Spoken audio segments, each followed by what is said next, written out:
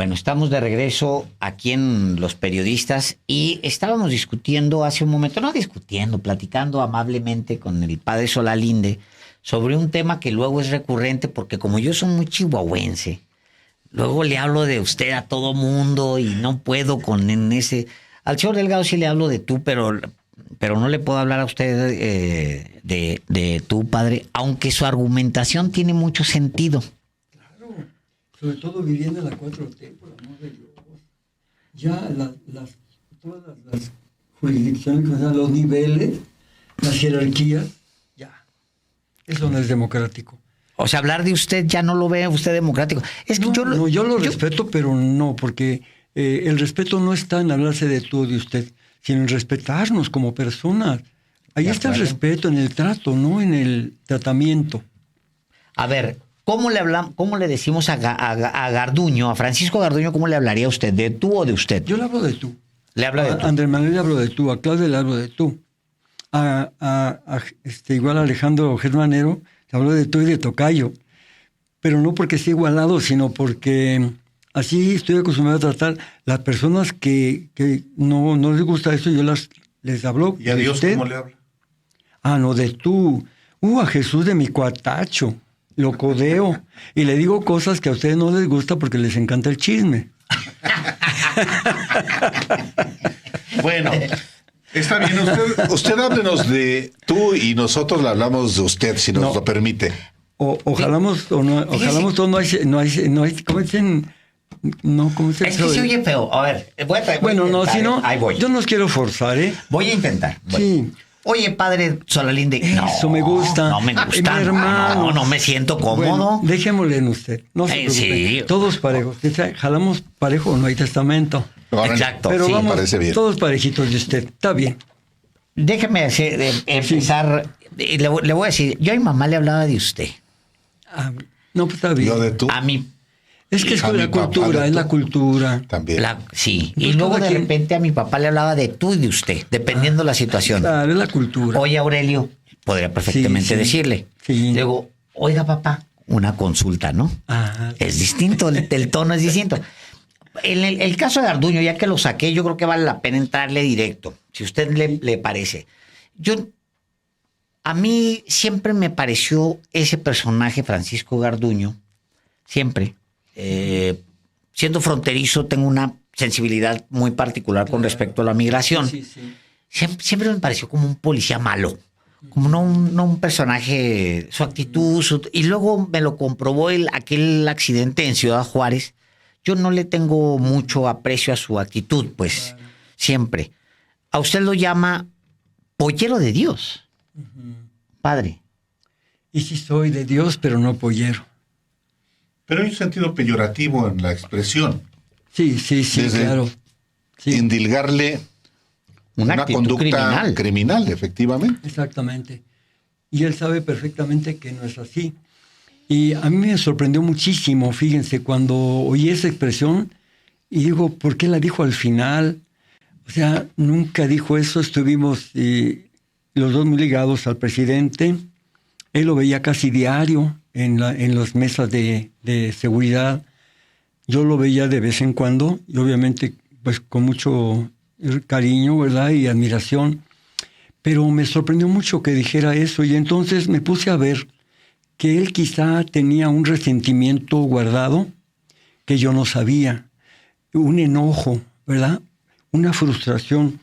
Y me puse a analizar por qué y encontré la causa, la explicación, la encontré.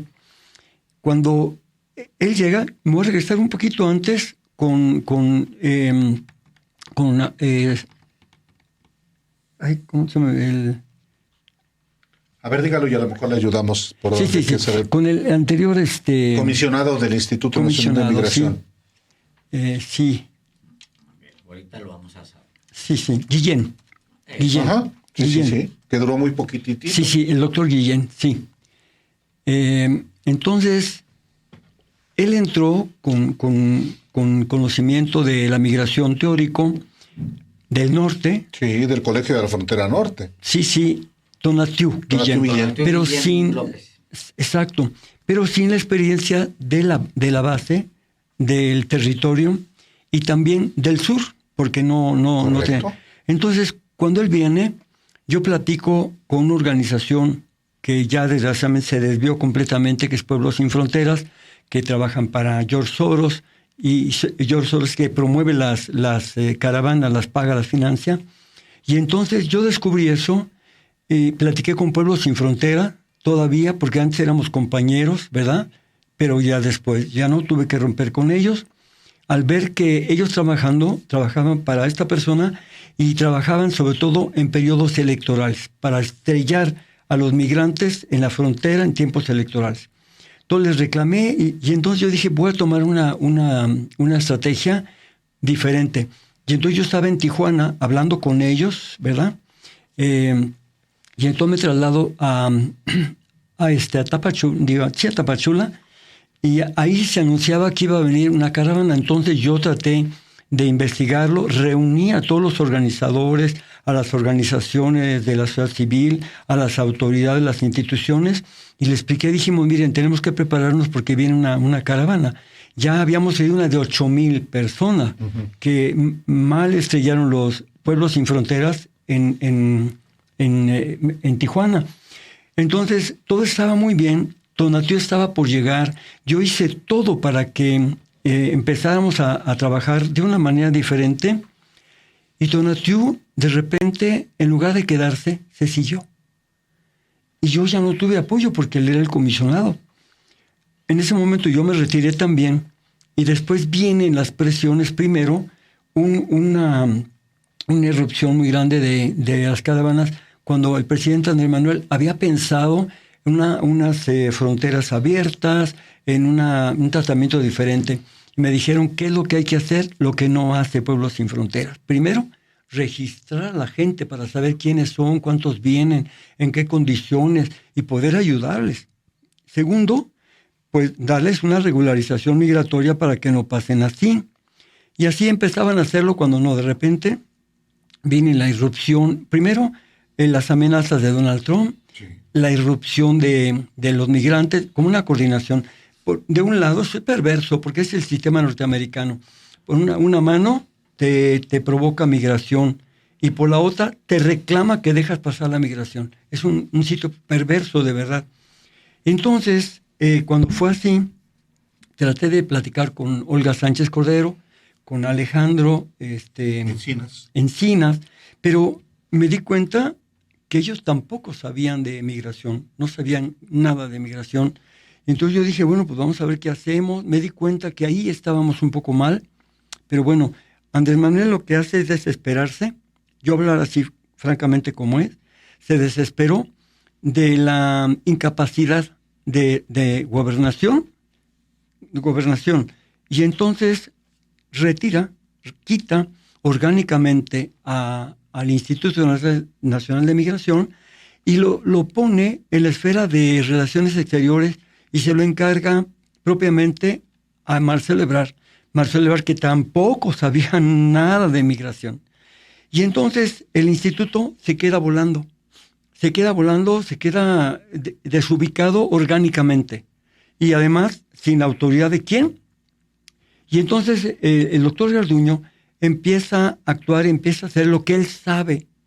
Y él, aunque tiene un doctorado en Derechos Humanos, él sabe de seguridad. Y empieza a traducir todo a nivel de seguridad nacional, y a transformar las estaciones migratorias en verdaderas cárceles. Yo lo pude ver, por ejemplo, cerquita de la estación más cerca que tenemos, es La Ventosa, y tenía, como ahí estamos a veces a 40, 43 grados, sí, toda una pared era una reja nada más, no había cristal. Pues él le mandó tapar toda la ¿Con el calorón? Le mandó poner el muro, y nada más dejó un tramo pequeño así, y le puso barrotes. Yo dije, le vi a su delegada, le digo, oiga, la directora, le digo, ¿qué están haciendo? Mira nomás lo que acaba de hacer, yo tengo años viviendo aquí, jamás había visto eso. ¿Me permite tomar una foto? Y me dice, no, déjeme consultarlo. Obviamente le consultaron a la delegación de Oaxaca, y Oaxaca a Garduño, y dijeron, no, nada de fotos. Siguieron las cosas. Entonces, así vinieron en un nivel de contención, yo platicaba con él porque tengo que estar en contacto con las autoridades migratorias. Y le decía, mira, si quieres, le decía Paco, mira Paco, si quieres, vamos a hacer unos cambios.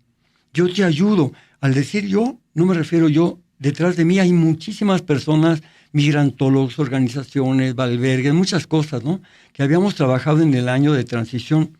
Y me dice, no pienso hacer nada. Le dije, piénsalo bien. Pasó el tiempo y le volví a decir, oye, hagamos unos cambios, te propongo hacer unos cambios. No vamos a hacer nada. Entonces ya me empecé a preocupar. Ya le dije, ya como la tercera vez que le dije, mira, si no quieres hacer cambios, entonces renuncia. No es que no voy a renunciar, pero ¿por qué no vas a renunciar? Porque palabras más, palabras menos, le estoy haciendo un paro a mi amigo, es el presidente. Y yo le dije, no, es que no le estás haciendo ningún favor. Tarde o temprano, eso va a acabar mal. Entonces, siguió el tiempo. Entonces llegó 2021, fíjense. Estoy hablando de 2019, 2020 y 2021. En 2021,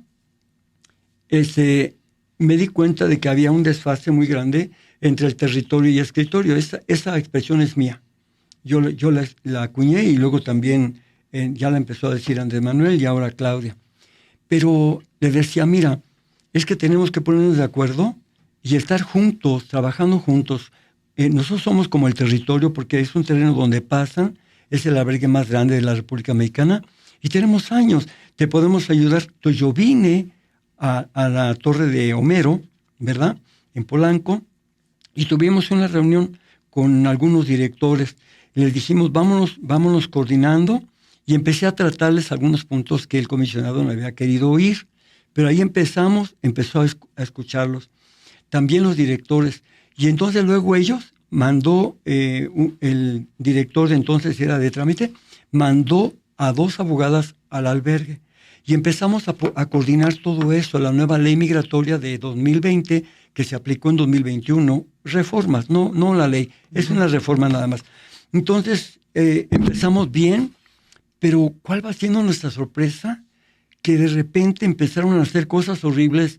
El 20 de agosto de 2021, personas a las que ya les habíamos sacado una tarjeta de visitante por razones humanitarias y que iban a trabajar a Monterrey, les quitaron la tarjeta llegando a Monterrey, las encarcelaron y las deportaron. Y las mandaron a su país, Centroamérica, en este caso Honduras. Pero ellos se regresaron, me hablan a mí, yo estaba consternado, a ver cómo está, cómo que los deportaron. Ustedes llevaron una documentación autorizada y se las quitaron, sí nos las quitamos. Entonces empezamos yo empecé a protestar ahí, eso fue el 21.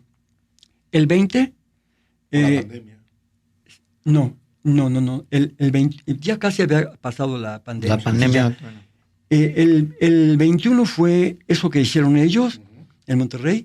El día 20 hicieron un operativo que era domingo, un operativo en 50 puntos de la República Mexicana. Un desastre, porque les quitaron a todos sus visas, sus documentos, algunos hasta los pasaportes se los quitaron, que es un crimen porque son documentos personales que no se los deben de quitar. Bueno, entonces yo protesté a unos que les habían quitado en la Central Camionera del Norte su dinero, hicieron perder su dinero, exigí que les exigieran su visa, su documento, y también les devolvieran el dinero para que compraran nuevamente su boleto, y así lo hicieron. Pero entonces, fíjense, del 20 viene el 21, el día 21, que es lunes, martes 22, martes 23, y el 25 era la conferencia nacional, la primera, de migración, que fue en el cuadrilátero, no sé cómo le llaman, del casco de Santo Tomás, del Poli. Entonces, imagínense, este es el cuadro. Garduño estaba de este lado con su dirigente, yo estaba acá, y estaba a mi lado de OIM, Dana, y a mi derecha estaba Joseph Herreros, de el Alto Comisionado de Naciones Unidas para los Refugiados, y había más organizaciones. Entonces, ellos me dejaron hablar a las 4 de la tarde, ellos habían pintado de maravilla el instituto, Y entonces yo a las 4 de la tarde quité todo eso, desmitifiqué todo y le reclamé a Garduño lo que estaba haciendo. Y él públicamente desde ahí pidió perdón. Y yo dije, sí, aceptaba el perdón, pero que las cosas cambien y que no se vuelvan a repetir. Las cosas no solo no cambiaron, sino siguieron de mal en peor. O sea, con la contención, con todo eso. Y las cárceles, porque eran cárceles ya las estaciones migratorias, trataban a los migrantes como delincuentes. Yo esta reseña que les voy a dejar a ustedes aquí, ¿verdad? Se las pasé se la pasé también al presidente, y el presidente estaba preocupado. Y yo creo que le decía a él, mira, por favor, habla con el padre Solalinde. Y él hablaba conmigo. Yo le decía, Paco, por favor, tenemos que cambiar las cosas. El Instituto Nacional de Migración no puede seguir como está. Y decía él, no, yo no pienso cambiar. Yo entiendo que no podía, no sabía cómo hacerlo. Pero también él estaba terco en que tenía que hacerlo, lo de seguridad. Porque era su misión, segurizar todas las instalaciones de migración. Y así nos venimos, ¿eh? El 27 de marzo, padre, esa política... A esa voy, permítame, a eso voy. O sea, el 23, si mal recuerdo, era lunes. Y estuve en Oaxaca con todos los directores del INM y estuve con el comisionado. Ahí les pedí otra vez que trataran de abrirse y que cambiaran, porque no había llegado a la 4T al INM. Al día siguiente hubo el acto con los bienvenidos paisanos y eso. Y ese mismo día en la comida, yo les dije, ¿saben qué?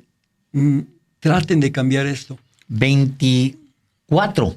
El 24 usted les dice, 24. Traten de cambiar esto. No, el 14, perdón. El 14 de marzo del 2023. Sí. 14 de marzo del 2023. Ellos sabían que el 15 yo iba a estar con el presidente para pedirle el cambio del Instituto Nacional de Migración. Y así fue. Hablé con él y le dije, mira, Andrés Manuel, las cosas no pueden seguir. Venimos cargando con una herencia maldita, que es el Instituto Nacional de Migración, que viene desde Carlos Salinas de Gortari. Ve lo que ha sido para cada uno de los presidentes. Tú no puedes cargar con eso. Tenemos que hacer el cambio. Me hizo varias preguntas. Tú lo vas a hacer, yo voy a ayudar. Yo no puedo hacerlo porque soy sacerdote. Pero tienes una persona, necesito un abogado experto, que conozca migración, que sea incorruptible, que sea aceptado por todos, ¿verdad? Porque es un centro muy importante. ¿Lo tienes? Lo tengo. Y me dijo, ¿quién es? Y le dije, ¿quién era? Le dije, ¿quién era? Ya ahorita no hay secretos. Era entonces el contralor Hugo Vadillo Zurita, ¿verdad? Que es un abogado muy querido que ha trabajado desde la dimensión pastoral de la movilidad humana. Era propiamente el abogado del episcopado en dimensión pastoral de la movilidad humana. Y entonces me dijo, mira, hazlo. Y me dijo, por favor, saliendo de aquí, busca a Paco y dile que yo te instruyo que por favor empiecen a hacer el cambio ya. O sea, inmediatamente, quiero ese cambio ya. Y fui, lo busqué efectivamente en la noche. Él estaba en su casa de Xochimilco, no pudo venir personalmente, pero le dije, mira, hay esta cosa, hay una instrucción del presidente para este tema. Y me dice, no, pero yo eso no lo voy a hablar contigo.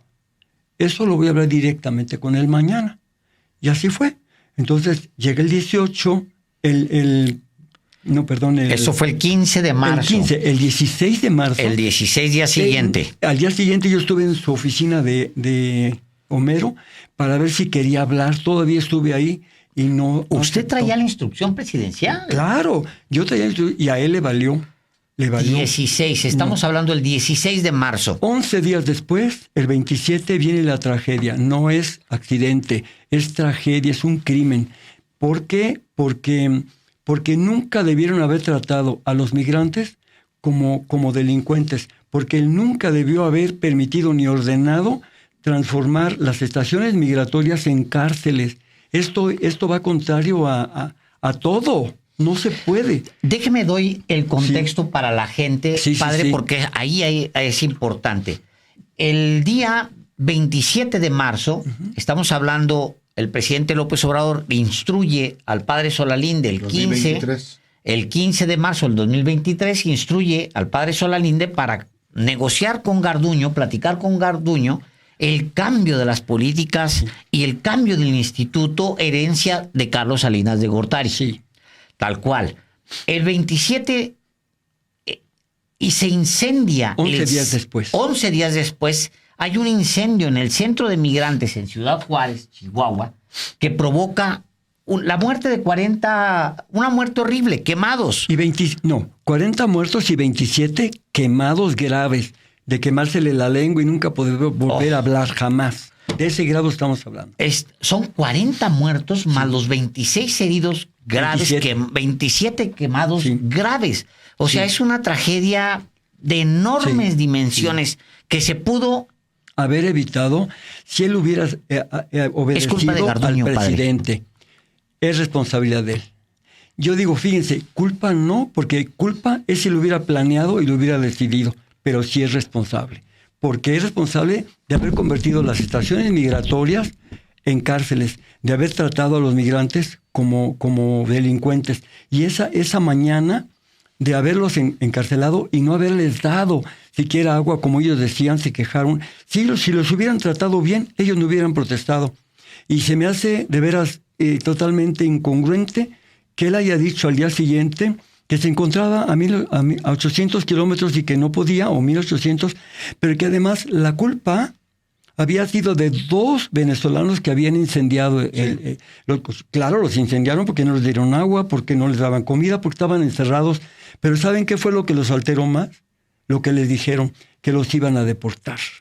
Para ellos lo peor era eso, mátenlos de hambre, cuéstenlos en el suelo, lo que quieran, pero no les digan que los van a deportar, porque es una frustración tremenda. Y fue cuando ellos empezaron a excitar y empezaron a hacer de todo. No es justificación. Entonces, el pollero de Dios nace del resentimiento de Garduño. Sin duda, porque, bueno, yo aquí llego a un punto que no quiero explicar porque es muy delicado. Es nuestra relación de los dos con el presidente. Hay una relación cotidiana que le estuve informando no sé qué cosas, ¿verdad? Inclusive yo creo que de mi persona, y yo una relación con él. Pero al final, el presidente nunca dudó de mí, porque él sabe que yo no soy dinerero, a mí no me gusta el dinero, amo a los migrantes, quiero sinceramente al ser humano, y mi vocación es otra cosa. No me interesa, nunca me ha interesado el dinero, por eso me he identificado mucho con el presidente Andrés Manuel. Es igual, es muy desprendido, quiere a la gente, y él es muy espiritual, hay que decirlo, sí, y quiere mucho a Jesús. Entonces, si Garduño, el doctor Garduño, si hubiera sido un poquito flexible, me hubiera puesto a trabajar al día siguiente con él, todo ese día 16 hubiéramos trabajado a gustísimo y eso no hubiera pasado, porque lo primero que yo le hubiera dicho, lo que siempre le estuve diciendo, que yo vi cómo poco a poco las estaciones migratorias se transformaron en cárceles. Eso yo lo vi. No obedeció también la animadversión, si es que la hubo, de Garduño, que usted haya buscado removerlo para proponer a su candidato, Hugo Vadillo Zurita.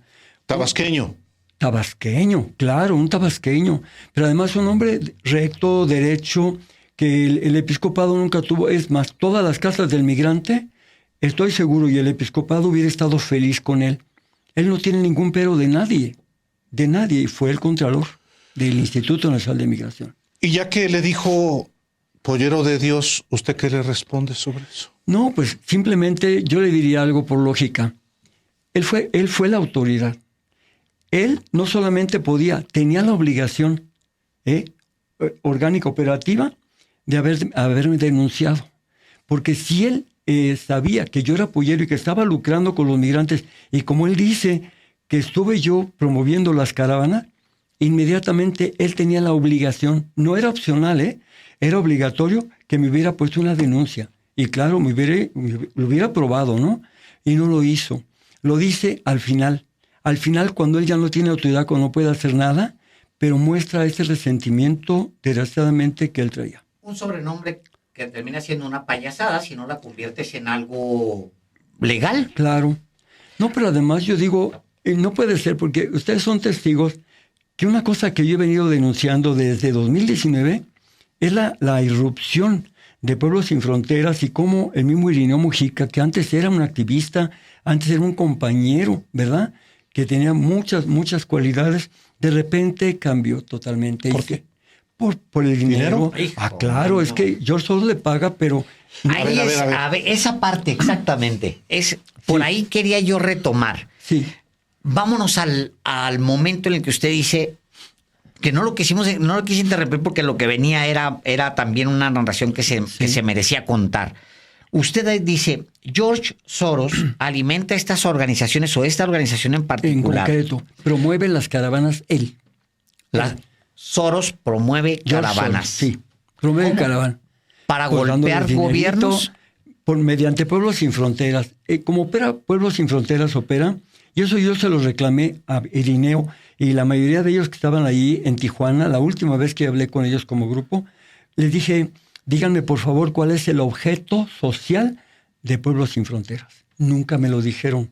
Y entonces le dije, ¿qué razón tiene? Y yo se lo venía diciendo, porque además, que por qué hacían eso antes de las elecciones. Si ustedes se fijan, las caravanas son asociadas a las elecciones. Y les cuento algo. Irineo venía manejando, él y su grupo, venía manejando a toda prisa 8,000 personas. Pero resulta que en Matías Romero, una caravana de 2,000, la mayoría eran salvadoreños, se los fui a visitar, siempre los visitaba en todo el recorrido para ver qué se ofrecía.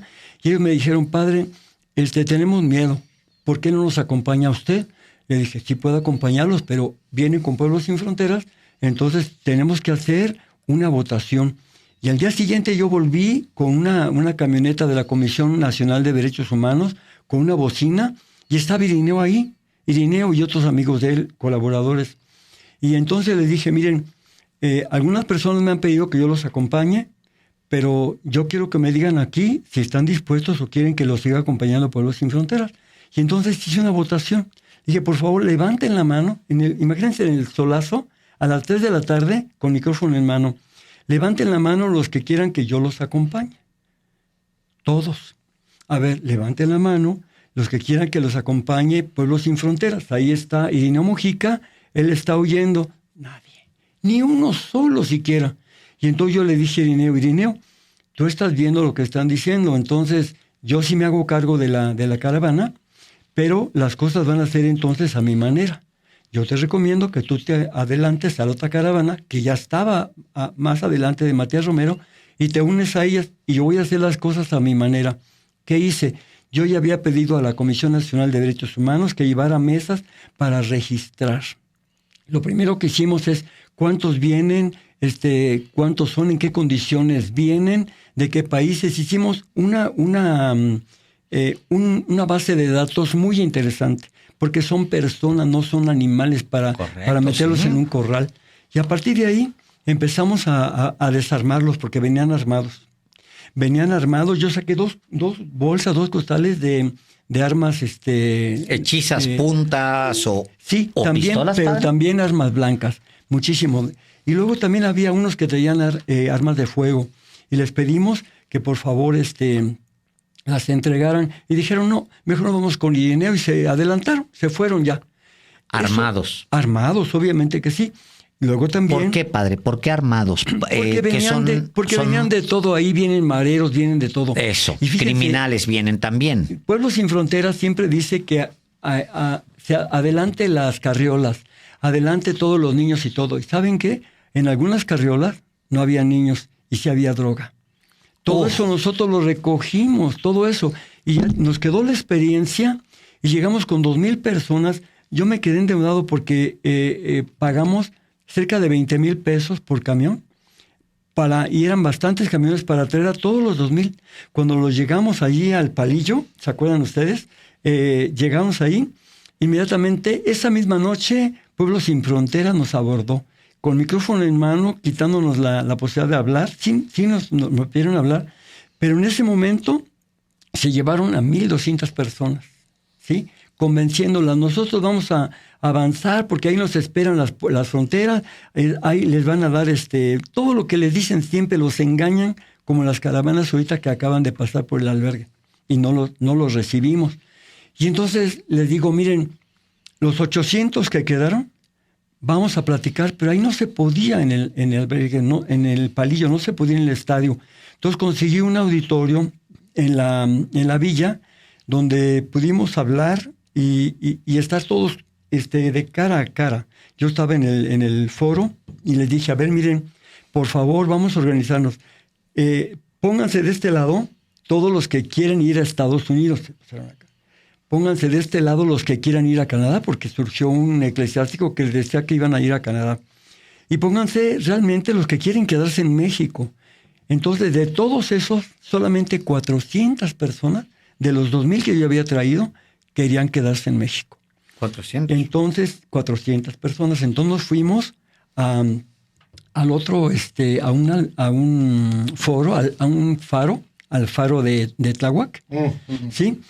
Y ahí estuvimos, increíble, haciendo registros. Migración nos ayudó, la Coparmex los empleó, y en unos cuantos días todos estaban regularizados y colocados. Ese era el proyecto del presidente, en realidad, que era darles empleo, registrarlos, Era tenerlos, lo que él darles un había destino. dicho, exactamente. A ver, me regreso al tema Sí. Soros, porque, es decir, lo que hace Soros es con la idea, con el parapeto o la... Con los migrantes como arma. Es correcto. Hay que decirlo así. Le mete dinero a las caravanas. Para desestabilizar México. México, en particular. Eso es lo que él quiere. Eso es lo que él quiere. Y con la otra Durante mano... elecciones, padre. Claro, sí, durante las elecciones. Ahora que había elecciones, había muchas fotos de caravanas. Y sigue habiendo, en porque Estados todavía Unidos. no ha terminado el periodo de electoral hasta que Claro. Donald Trump no tome posesión. Sigue metiéndole dinero. Claro. Soros. ¿Por Yo qué, Soros. padre? ¿Por qué Soros tendría Mire, ese interés de desestabilizar a México? Yo le voy a decir, yo lo sé por varias personas, pero pueden invitar a Guadalupe Correa, la doctora Guadalupe Correa. Claro. Y ella le va a decir por qué ella ha hecho investigación, no solo ella, pero otros también, sobre este tema. Exactamente sobre este tema. Sobre George Soros, que financia caravanas, con la finalidad de desestabilizar México.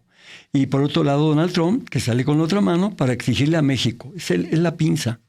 Es interesante. Inviten a Lupita Correa, Sí, claro. y les va a decir todo. Como ella es investigadora, es una doctora excelente y ha hecho una investigación sobre este tema. Sí, ahora yo digo, sí, ¿qué interés tiene Soros desestabilizar? ¿Y él qué gana desestabilizando? Él desestabiliza todo lo que sea competencia para Estados Unidos. Y sobre todo con mayor razón México. Lo hizo con Europa, lo hizo con Inglaterra. Fíjense lo que hizo con las finanzas de Inglaterra. Hizo estallar la bolsa inglesa. Investiguen un poco eso, es increíble. Pero eso mismo lo quiere hacer con México. No hay que olvidar que no es George Soros, ni es este mismo Donald Trump o Joseph, y cualquier persona que me den de la política, o Biden. Detrás hay uno solo, que es el sistema neoliberal capitalista. El sistema norteamericano, que tiene varias caras, pero es un solo sistema. Es Wall Street, es la Asociación Nacional del Rifle, es los mismos cubanos, ¿verdad? Más conservadores. Sí, y así. Y poderes fácticos que hay donde quiera. Los mismos medios de comunicación también son poderes fácticos allá. Entonces, todo es un sistema. Eso es lo que hay detrás de estas personas aisladas. Entonces, son diferentes falanges que van a tratar de hundir a México. Más ahora que está proponiendo un modelo diferente. Capitalista también, pero humano. Capitalista también, pero respetando los derechos humanos de las personas. Déjeme le pregunto, le hago esta pregunta última de mi parte. La presidenta Claudia Sheinbaum, ¿usted la siente con sensibilidad para el reto que significa la migración? Inteligente sí, sensible sí, capaz sí, pero quizá las decisiones que está tomando a lo mejor son riesgosas. ¿Por qué? Porque está poniendo como al frente del Instituto Nacional de Migración a una persona que no sabe nada de migración, que además está cuestionado, está denunciado, porque está denunciado. Yo se lo mandé decir a ella mediante se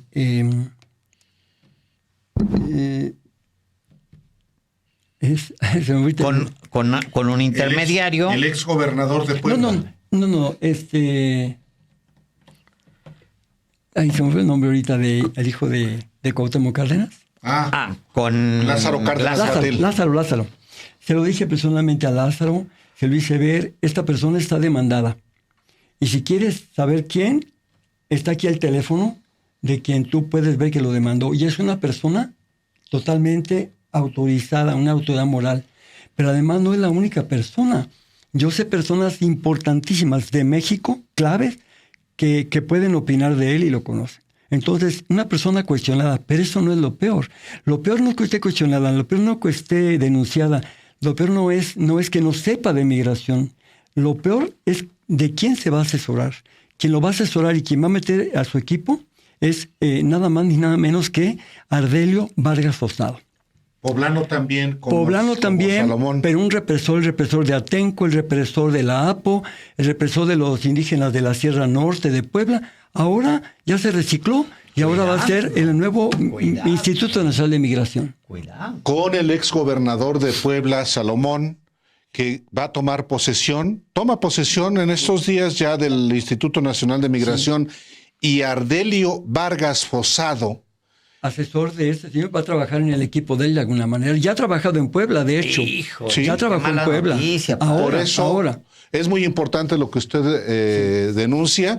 Y bueno, pues está la denuncia hecha. Usted se lo hizo saber a la presidenta a través de Lázaro Cárdenas Gatell. Ojalá exista la sensibilidad. Y no solo eso, también se lo hice saber mediante Arturo Medina, en Gobernación. El subsecretario de Gobernación. Y hay un caso que no les he tratado, una omisión gravísima del comisionado. Es el único caso que sobrevive de todos los migrantes, de todos los que fueron torturados, vejados. Hay un solo caso que queda, es de un nicaragüense, un joven, que fue violado y torturado por agentes de migración, por CUSAEM, en las agujas, en la estación migratoria, que dirigía el sobrino de Ardelio Vargas Fosado, un sobrino de él. Y eso le pasó. Entonces, cuando él trató de comprarlo a Elvis, nunca se dio. Y por él vinieron, como la Procuraduría era una porquería también, ¿verdad?, de Peña Nieto, pues claro que hicieron las cosas de tal manera que los jueces, que también era otra deshonestidad, ¿verdad?, y corrupción, pues tampoco le dieron paso a la denuncia. Entonces tuvimos que esperar que viniera Andrés Manuel para que pusiéramos la denuncia y entonces se reconfigurara todo. Se tuvo que hacer y ahora sí clasificarlo como que es con tortura y delito, no como abuso de autoridad. Tortura y violación. Y entonces Garduño tampoco apoyó en eso. Tampoco apoyó en eso. Pues vamos a estar atentos. Ya le comentábamos a usted, padre. Aquí tiene su casa. Muchas cuando gracias. Usted quiera venir, cuando usted lo vea prudente, cuando usted tenga algo que denunciar, decir, aquí está su casa y siempre está invitado a platicar. Muchas gracias. Nada más, no quisiera terminar sin decirles que yo estoy muy comprometido con la 4T, que soy leal a nuestra presidenta Claudia, que me siento orgulloso que una mujer sea presidenta, pero en este punto no la puedo aplaudir y tampoco al presidente Andrés Manuel lo puedo reconocer en ese sentido, porque desgraciadamente ha sido el talón de Aquiles y puedo afirmar que la 4T no llegó en el periodo anterior y tampoco está llegando ahora. Gracias, don Alejandro Solalinde. Gracias por la información. Y bueno, aquí, como le ha dicho Alejandro, tiene su casa y sus micrófonos.